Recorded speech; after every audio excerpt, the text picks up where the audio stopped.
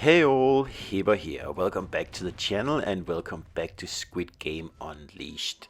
So if you enjoy the game, don't forget to subscribe to the channel, give me a like and a share.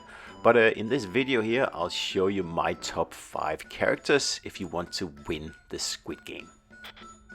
So a lot of people seem convinced that the front man is the best character in Squid Game Unleashed, and I'm not going to deny that he is good. He's got the golden knife, and it gives you a chance at once you get a knife in the game, you will never lose it again. Now that could potentially mean that you would be armed with a knife throughout the whole game, right? And it will make you a very powerful player. So again, there's no denying that frontman is powerful, but of course, to get frontman, you need to actually play the game with some other characters.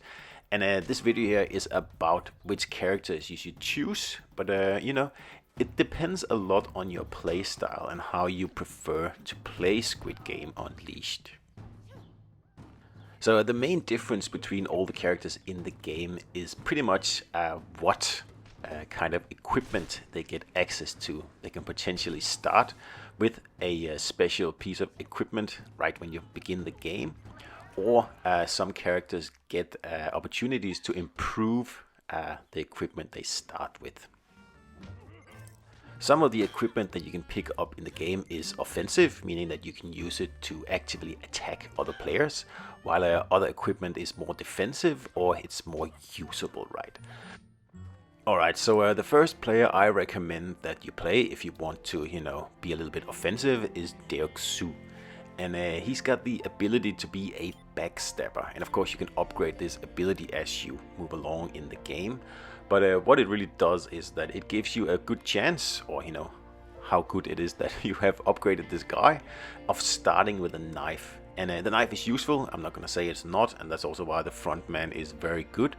So if knife is your thing, I would suggest that you start out with Deok-su here, and you start upgrading him so you can actually get that knife into business and kill some adversaries in the Squid Game. Alright, so the next character I want to introduce you to is Rin, and this is a defensive character, right? Because what she's got as her ability is the firewall. And what this ability does is that it gives you a pretty good chance, sometimes actually a very good chance of starting with a shield. Now the shield is really useful, right? Because it can be used in so many games and so many situations. And it doesn't really allow you to be offensive because you cannot pick up an offensive weapon, then you lose the shield, right? But there are many games where the shield is really useful, and far more useful than a knife in my opinion. So I'd say that Rin is probably one of the best characters overall in the game. For example here, if you're just about to win and you just need to cross the line and not get killed, the shield is invaluable, and that happens in almost every game. Okay, so next up we got Sae-byeok here, and she's got the ability to be light-footed. And what that means is that she's got a pretty good chance, or a good chance, or a very good chance, whatever you end up with, of actually starting out with, a speed boost, or a shoe. Now, and what the shoe is, that just gives you a speed boost once you use it, right? And a lot of games require you to be the fastest player out there.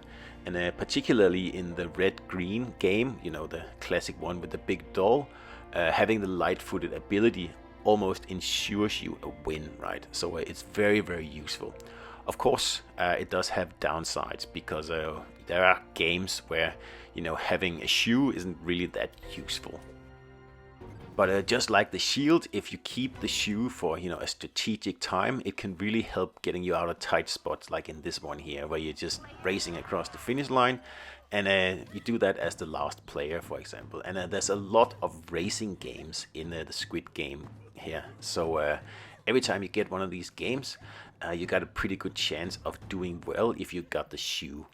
And if you got the shoe, you also get so far ahead, usually at least, that the other players aren't really a threat, and only the guys with dodgeballs are able to actually hurt you.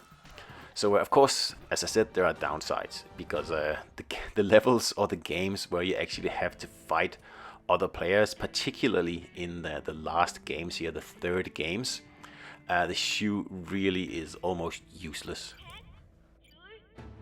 In games like these, it is obviously much better to have some sort of offensive or even a shield to actually help you win, and the shield does make it quite difficult. But on the other hand, you could get very lucky in the 2 preceding games, right? So next up we have Geum-ja here. And like I mentioned the dodgeball before, that's what she does. Her ability is a hidden dodgeball, and really what that means is that you'll have a chance of starting with a dodgeball once you begin a game. Now the good thing about the dodgeball is that, unlike the baseball bat, you don't have to be right next to a player to use it. You can actually, shoot players from far with the dodgeball, and it's very, very useful in some games, right?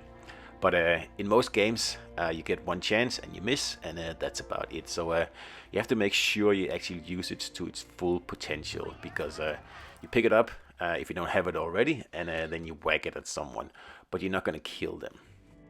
No, but killing someone is the special of Spud here, because his ability is called having a row.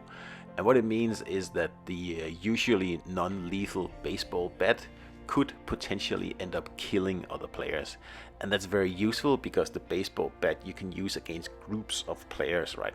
So you can hit 4, 5, 6 players at once, and should Spud's little ability here come into play, then you will actually kill 4, 5, 6 players, and sometimes that can be very useful, particularly in the 3rd end stage where you're up against just a handful of players, right? So if you can kill them all with a good baseball swing, that's very useful and one of the best abilities in the game. So these are my top 5 players that you should probably try to get as quickly as you can in Squid Game Unleashed. Because as you can tell, there's like a good handful of players these days, and with every season we're gonna get more and more players. And of course there could be better ones coming out. And don't stare blindly at the front man, because yes, he is good.